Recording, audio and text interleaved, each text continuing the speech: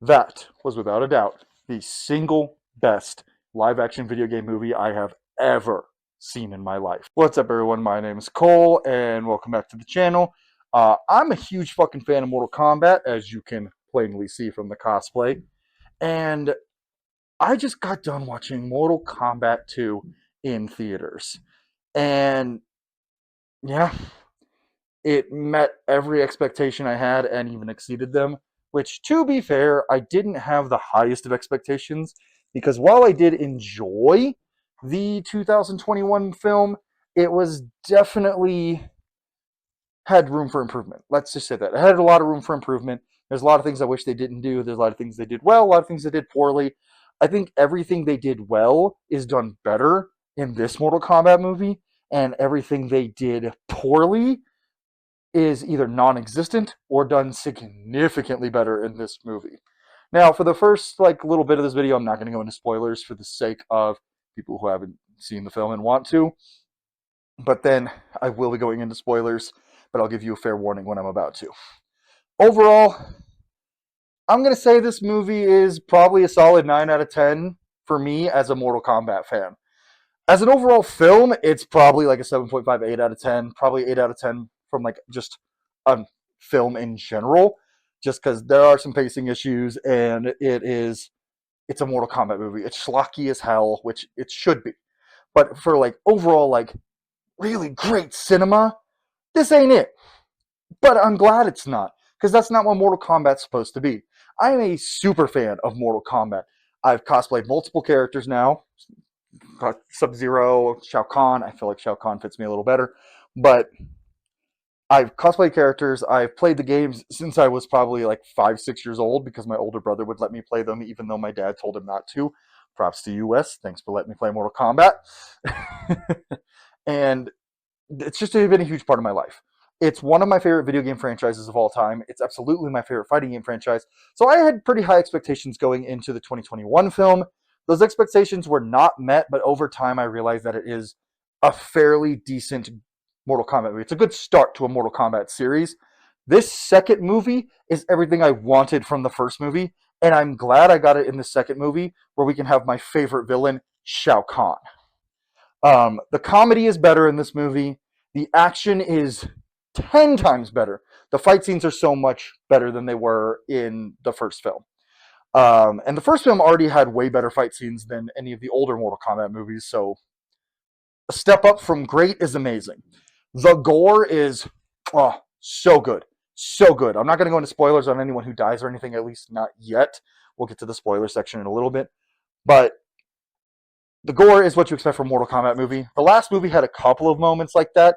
This movie has a lot more moments where you really see the gore in action. And oh man, is it done well. Really, not much else to say. The sets are better. The special effects are much better. The acting is just as good as it was last time, so way better. It's not a spoiler season film. Shao Kahn, actually, probably, in my opinion, one of the best acted characters in the movie. He doesn't have a.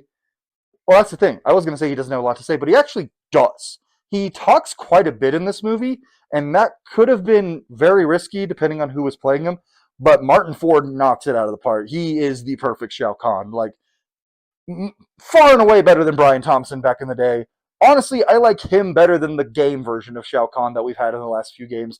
At least his voice and the way he speaks, because he speaks super eloquently, which I really like. That the brutal, buff, behemoth conqueror is also very intelligent and eloquent, and that's done very well. The new characters are standout. The blah. New characters are great, is what I would say. Standouts including Katana, Jade, and Johnny Cage, in my opinion. Uh, Excluding Shao Kahn, I think he's the best thing in the movie, if I'm being honest. And I think the second best thing in the movie is probably Katana. Uh, but that's really all I can say without spoilers. So we're about to get into spoilers. I'm very excited to talk spoilers because I fucking love this movie. And this isn't going to be. I'm not taking the mask off. Shao Kahn, whole time. Okay, we're about to get into spoilers. I'm gonna give you all a second to clear out. Click on another video if you don't want spoilers. Okay? You got 5 seconds. 5, 4, 3, 2, One, it's spoiler time. So, like I said earlier in the video, there's some things that they did well in the last movie I think are done better here, and some things that other people thought were done poorly that are done better here. And one of those is the tournament is here. This whole movie is the tournament. Now, granted, I've seen a lot of people saying that the whole movie is just entirely just the tournament. That's all it is. That's not the case. The movie functions and flows around the tournament, but that is not the only thing that happens in this movie. Um, Big plot thread that really ties everything together is Quan Chi and Shang Tsung revive Kano, take Shinnok's amulet from him, and then they use the amulet to drain Raiden's power and give it to Shao Kahn, which makes him immortal. Now, at first, I thought this was going to be some bullshit. I was like, oh, great, they fucking made Shao Kahn immortal just so they could underplay how powerful he really is. And that is not the fucking case. The very first fight Shao Kahn has in the movie is against Cole Young. Now, I know a lot of people didn't like Cole Young in the last film. I thought he was fine upon a rewatch. He actually is pretty decent for the little screen time he gets in this movie. And by little screen time, you can probably guess what happens if his first opponent is Shao Kahn. But to be fair, Cole actually does a damn good job against Shao Kahn. I liked the way that he has adapted his powers. He's like hitting himself to create kinetic energy, and he's like straight up doing ki blasts with it, which I thought was really cool. Wanted to see more of, but we didn't get to see more of it because Shao Kahn smashes his fucking head in with his hammer. No, I'm sorry, doesn't smash his head in, smashes it entirely and throws him into the pit. Yeah, this fight is in the acid pit. I think, yeah, the acid pit stage from Mortal Kombat 2. That's where Cole and Shao Kahn fight. Shao Kahn literally smashes his head and then uses the hammer. By the way, this is the actual hammer from the second movie. A couple details are off, but I'm very happy with it. And he uses it like a push broom and like pushes Cole's body into the acid pit after he smashed his skull. You say one thing about Shao Kahn, he makes sure you're dead. Um, and that's kind of so. That's the first thing I want to talk about is Shao Kahn. The whole thing about him being immortal and it's going to underplay how strong he is not the case. He is every bit as menacing, every bit as powerful, every bit as imposing as you want Shao Kahn to be. In fact, kind of more so. I was pleasantly surprised by Martin Ford's performance. I hadn't really seen him in anything else that I could think of where that was like a very like big talky role or anything like that. I'd mostly just seen him as like the big burly guy or something. And he does that in this movie, but he speaks super well. And he does a really good job of emoting as Shao Kahn, despite the fact that he never takes the mask off in the entire movie. Well, there's one time, but that's at the end of the movie. And despite keeping the mask on, you can still tell exactly what he's feeling and how he's acting, all that good stuff. It's great. He does a good job. He's also a pretty damn good shit talker, too. Um, the fight scenes in this are all really good, and we get a lot of pairings.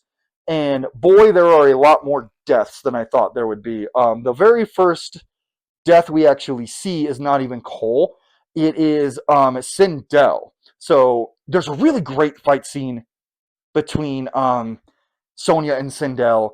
And Sonya gets the better of Sindel. I won't spoil all the details of the fights because go watch the fucking movie. But she straight up blasts a hole in Sindel's chest and then flips her onto a spike side of the head first. So spike through the skull. So fucking cool. But it doesn't matter because Shao Kahn immediately just has Quan Chi resurrect her again because that's what he apparently does in this universe. Every time Sindel kills herself or dies in battle, Shao Kahn just has her resurrected. Just to fuck with Katana, pretty much. Katana's great in this movie. We'll get to her in a minute. Other fights that happen in the movie that don't have kills. There's a pretty cool fight early on between Katana and Johnny Cage. It's one of the worst fights in the film, in my opinion, but it is still pretty good character development wise for Johnny and Katana. It's pretty great. And I lied. The first death we actually see in the film is King Jared of Edenia. So they actually start the movie with Katana as a small child watching Shao Kahn brutally beat down her dad and impale him with his hammer. And get used to me saying that. Shao Kahn's favorite move for killing someone is stabbing them with his hammer. It sounds silly, but it's not. It's really fucking cool. Oh, and if you're wondering if I'm in, you guys probably saw the TikTok I did Shao Kahn earlier. Why am I wearing a shirt? Because the movie theater made me wear a shirt. So that's a really cool way to start the movie. There's just so much good in this movie, fight scene wise. All the fights are really, really good. I may have a hot take about the fights. We'll get to towards the end. When the next fight's Jax versus Jade, honestly, one of my favorite fights in the movie. It did a really good job of showing that Jax is not just brute strength, but he's also pretty smart. Figuring out, oh, Jade's staff is indestructible, basically. Cool. I'm gonna slam it into the ground and beat her against it. And that's how he beats Jade. Doesn't kill her, though. Jade's a pretty important character in this movie. I like the way Jade was done. The actress who played Jade did a phenomenal job. Katana, obviously a good guy the whole time, working with Raiden. Uh, then Kung Lao shows up, slits Raiden's throat, and there's this thing in the movie where like a bunch of characters are like, whenever it's their turn to fight in the tournament, they are forcefully teleported to their opponent. That's how Johnny fought Katana. Because I didn't mention this, when Johnny first showed up, Sonya said, "Hey, it's a fight to the death," and he went, "Oh fuck that," and went home. But then the Elder Gods went, "Nah, bitch," and made him fight. It was pretty fucking cool. But basically, Raiden gets his throat slit, and then as soon as it happens, Liu Kang, Cole, and Jax are teleported away, leaving Sonya and Johnny to try to fend off Quan Chi and Shang Tsung, which they can't. And here's the big MacGuffin: Shinnok's amulet. This is how Shao Kahn is immortal in this movie. They drain Raiden's essence into Shinnok's amulet and then bond it to Shao Kahn. So yes, one of the big plots of the movie is destroying Shinnok's amulet so that Shao Kahn loses his immortality and Raiden will be okay. And really, this is just another reason to keep Raiden out of everything. But at least this movie gave him a reason. In the first movie, he was physically present and did not do shit the entire movie, which me and my buddy Steve, who I went to see this movie with, we were laughing about it. We were like, oh, here's how they're going to keep Raiden in his status of doesn't do shit. Though, to be fair, that is canon for Raiden in the games, too. He usually ends up not doing much. So, and then we get some of the more fight scenes, like Jax versus Jade, Cole versus Shao Kahn, and Kung Lao versus Liu Kang. This is the best fucking fight in the movie. This is the best fight in the movie. There is one other fight that I think might top it. It's probably not the one you're thinking of if you've seen the trailers. Uh, it's phenomenal. The fight choreography is great. The emotional storytelling is great. Liu Kang in general is just fucking great in this movie. He was good in the last one, but in this one he is much better, I have to say. Uh, Ludi Lin is his name. Ludi Lin, phenomenal job as Liu Kang in this movie. Now, there is some other elements of the movie that I feel like I'm a little bit like scratching my head a little disappointed by, and it's mostly just, well, we'll get to that later. We'll get to that later. There's one big fight that really made me go, oh, that kind of sucked. Kano's back. And one of my big disappointments is they have a golden opportunity because after he gets revived by Quan Chi, he's not a Revenant. Quan Chi even makes a joke that like he's not worth making into a Revenant. And then he's missing an eye. Quan Chi makes him a new eye, but it's a normal eyeball. I was really hoping we were going to get the cybernetic eye. And my buddy Steve pointed out, hey, maybe his Arcana could create him a cybernetic eye like it made Jack's bigger metal arms. The bigger metal arms thing being Jax's Arcana is the stupidest shit in the first movie. I'm sorry. I love Jax, but ugh. Especially with Makad Brooks playing him, he does a great job. But like Kano not having his metal eye was disappointing. Kano also is not in this movie as much as I would have liked him to be. He is very much a background character for most of the movie. They put a lot of focus on Katana, Johnny Cage, Shao Kahn in this movie. Liu Kang to an extent, not Cole. They heard fan feedback. They killed Cole Young. Still don't know how I feel about it because I actually kind of liked Cole. And my buddy and I were talking about that. We were like, yeah, it's weird. It's kind of weird. We liked Cole, but we also aren't surprised he's gone. I personally thought what they were going to do was have Bihan kill him, and then that was why Hanzo was going to come back and try to kill Bihan again, but that is not what they do to get Bihan involved this time, and Hanzo. Um, there is a fun bit where after Raiden's throat gets slit, after Liu Kang He kills Kung Lao with the buzzsaw hat. I'm not going to explain how. If you want to see how, go watch the movie. And then I'm also not telling things in the perfect order of they happen. They're just kind of as it pops into my head. I just watched the fucking movie like literally 30 minutes ago. I just got home like a little bit ago. So it's pretty fresh in my head. So I'm trying to ramble about it. But if I miss some stuff, sorry, I missed some stuff. This is just the stuff that's stuck out in my head as really cool or really bad, which there's nothing really, I'm going to be honest, there's nothing really bad. That Kano I thing is one of my biggest complaints about this movie. And Raiden, of course, being Raiden, but that's not really a complaint, as more of like an acknowledgement of who Raiden is as a character in Mortal Kombat. I'm gonna get so much hate for that. There's so many people love Raiden, and I just don't understand it. Um, remember, don't play the drinking game of every time I say you take a shot. You'll be dead. And after that event with like Raiden getting his throat slit and everything like that, the party has to sneak into Shao Kahn's palace in order to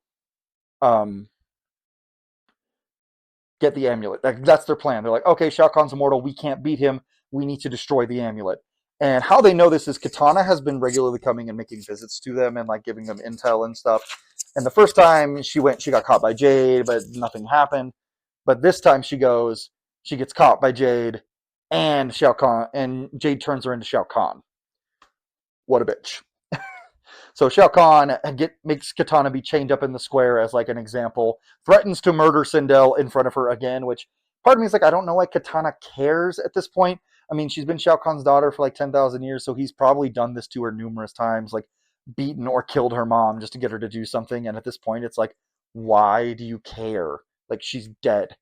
But I guess I wouldn't know because I'd never be in that position. I'm not in that position, so I can't really speak on that. But it's pretty much how Shao Kahn gets Katana to do his bidding is with Sindel and threatening to harm her.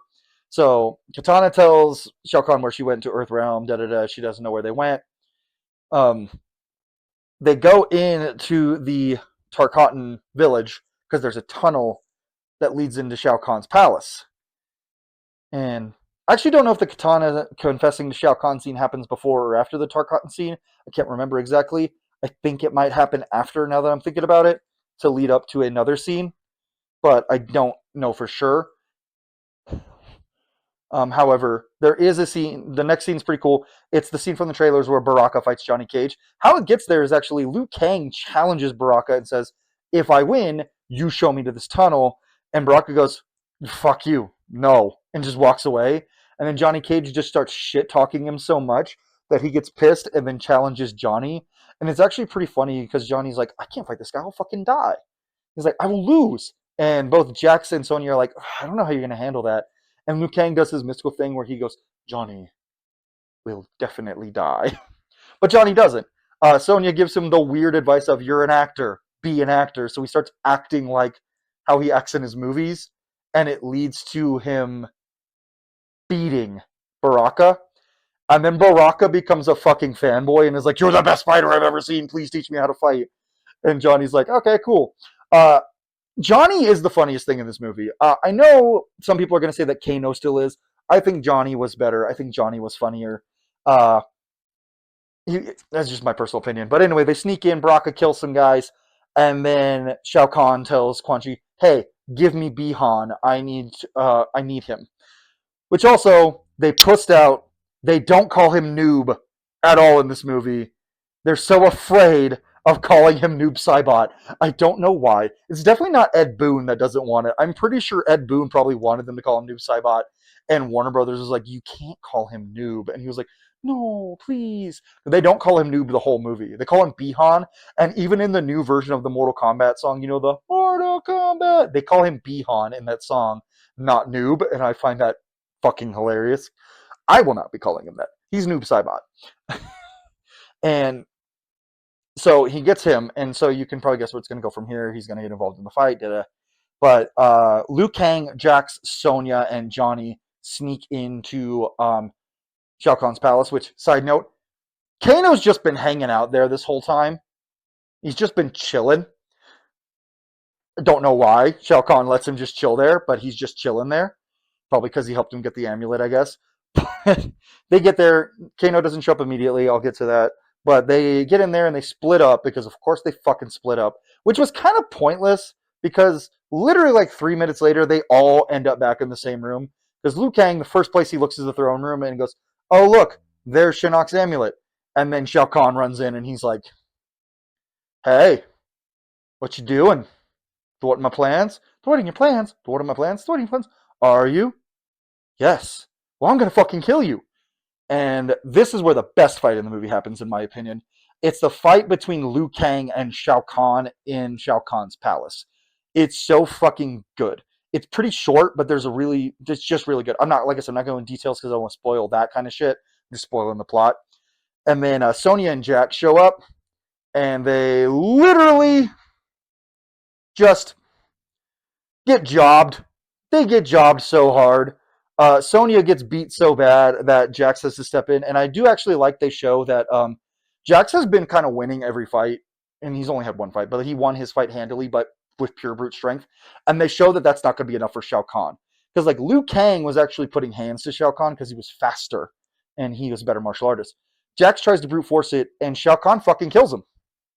They kill Jax in this movie. Shao Kahn fucking murders him. And then he goes, "You're next." And then Liu Kang, Sonya, and Shao Kahn are teleported away for the tournament to fight each other while Katana's chained to a rock. And Kano shows up and tells Johnny Cage, "Hey, I want to help you." And Johnny Cage is like, "Fucking why? Let's go tell Raiden." And they go tell Raiden, and Raiden's like, "Fucking why should I trust you?" And then Kano's like, "Because I want you guys to win because these guys aren't any fun.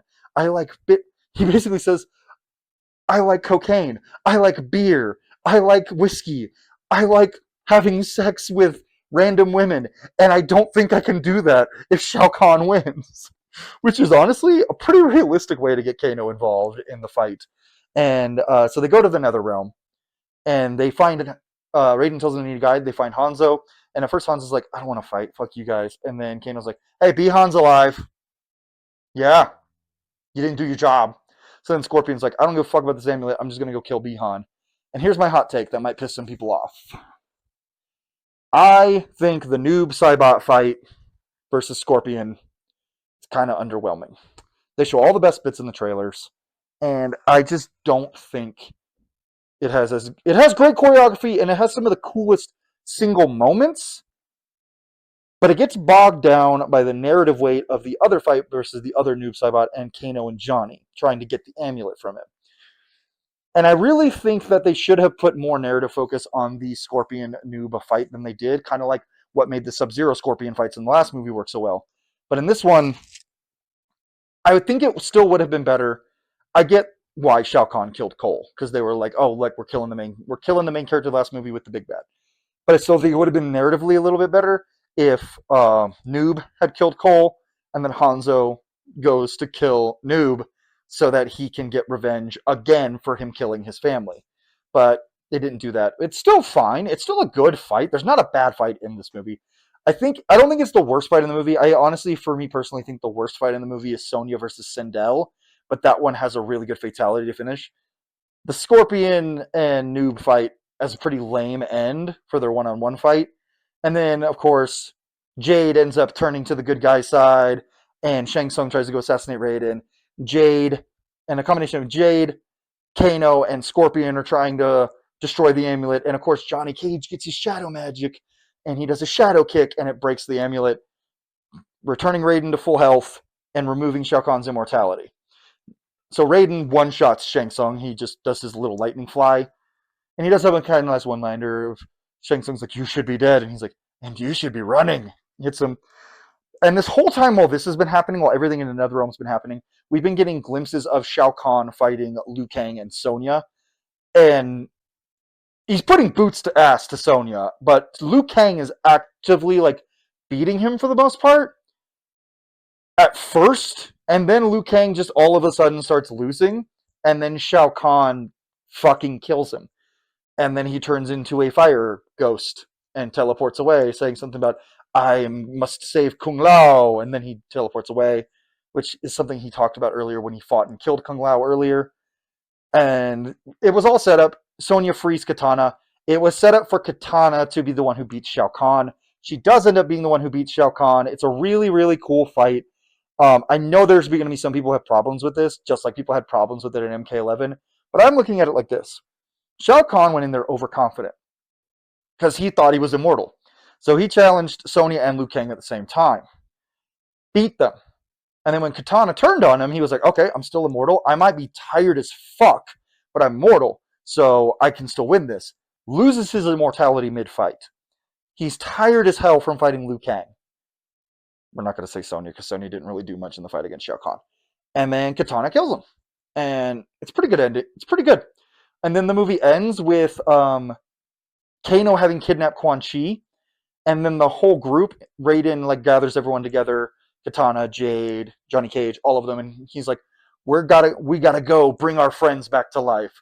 So that's kind of the way I think the third movie they're going to start with Raiden with the help of Quan Chi, well, the forced help of Quan Chi, resurrecting Cole, Jackson, Liu Kang, and Kung Lao. I think that's what they're going for the next movie. And that's the plot synopsis. So that's this part of the video. So now my overall like review and thoughts. Review. This is everything I could have wanted from a Mortal Kombat movie. This is everything that I, as a kid, wished Mortal Kombat Annihilation had been, and it's everything as an adult that I was hoping it would be. This movie, from a Mortal Kombat fanboy, and specifically a Shao Kahn fanboy, dream come true. Shao Kahn was done justice. Every actor in the movie did a phenomenal job. The weak link was Sindel's actress, but she was basically playing a zombie, so I'll give her the benefit of the doubt there. And Raiden, once again, was kind of eh. Shang Tsung's barely in the movie is one of my biggest complaints. I was really looking forward to watching him get his ass kicked. He fights once. He fights Sonya and Johnny, and it's like a 30-second fight. Steals Raiden's power and then leaves. Same with Quan Chi. Quan Chi, that's the one fight he's in the movie. It's a 30-second fight.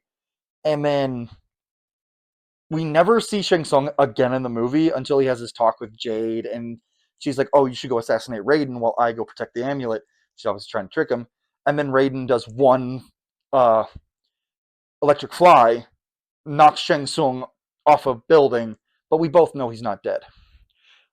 Sets and cinematography are much better. There are so many sets in this movie pulled straight from the games. Raiden's Sky Temple is pulled from the games. The Adenian Market is pulled straight from MKX, like the Outworld Market.